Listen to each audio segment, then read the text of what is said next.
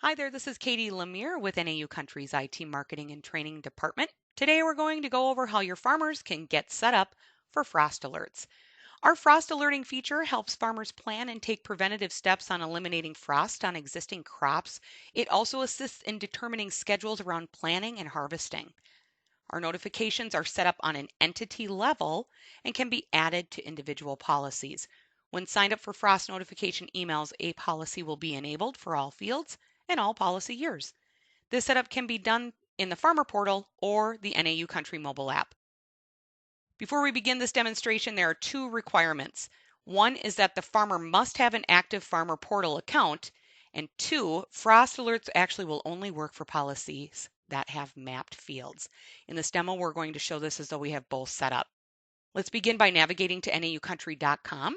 Click on the Farmer Portal login button on the homepage, and in this demo, we'll log in as a farmer. They'll log in through the username and password and then click Sign In. And the Farmer Portal dashboard will appear. Let's start by setting up the frost notification email account or entity and hover over the Help menu option and select Account Preferences. Within this screen, we'll confirm the email address is correct. It can also be changed or updated here, and we'll set up our notifications within the Alerts and Notification section. Notice that we have helpful tooltip icons. These are the blue circles with the question marks inside of them that your farmer can click on to open up and view tips and tricks on the setup of each notification. So for instance, I'm just going to right click on this one.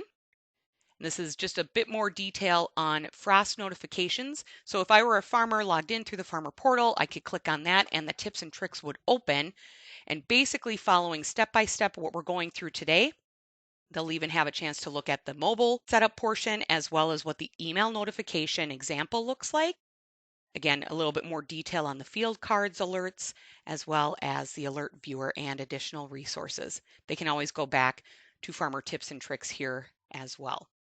And then still with all the menu options along the top to be able to navigate back to where they wanted to go in the first place. I'll just exit out of this here for right now. Next thing that we want to do is we want to set up our notification for our entity. We will click on the slider bar here that says currently no. It'll change over to yes when we enable this, and notice that a green bar confirming that we've enabled the frost notification email appears along the top screen. Now that this has been set up, each policy under my entity will need to be set up individually as well. Also, just as an FYI, frost alerts, once they are set up, they will continue to roll forward each year. So to continue setting up the alerts, let's head to the Field Insights application. You can do this by clicking on the policy menu option and clicking then on Field Insights. As a farmer, my policies, whether I have multiple over the last few years or just a most current one, will appear here. They will be able to click on the policy that they want to enable these notifications for. Once Field Insights opens and the map appears, the Alert Settings bell icon will display above the map on the right side. We'll click on the bell icon to edit the alert settings. The entity preferences link here that shows up in the pop-up will actually bring us back to those account preferences window if we need to fill out anything or anything needs to be changed. But for this demonstration, we'll just keep moving forward. The two radio buttons that we have for options here, disable alerts for policy, will disable frost alerts for all field and all policy years. Otherwise, the enable frost alerts for policy, once turned on, will turn on all the alerts to active. And this is actually the default setting. If we click Save, this will lock this setting and a green pop-up bar will appear confirming the setup. Or if we didn't want to save this setting, select the Cancel button to close the window with no changes. Once the alerts for the policy have been set up, you'll notice that the field cards have a bell icon displayed within them. If the bell icon is blue, there is no current alert. If the bell icon appears red, an active alert is in place. Let's click on the alert bell icon within the field card. The alert viewer for this field will pop up over the map, and if the alert is active, you'll see the effective date and time for when the frost alert is expected to begin or expire. We'll click OK to exit the alert viewer screen.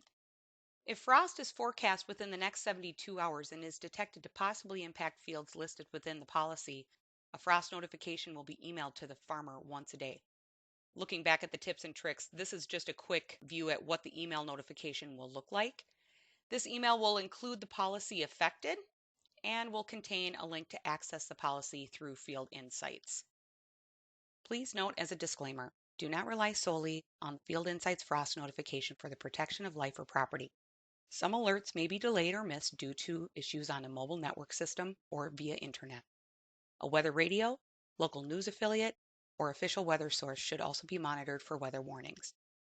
Thanks for watching. We'll continue on in a different module on how to set up frost alerts through NAU Country Mobile. Please contact your NAU Country marketing representative if you have any questions.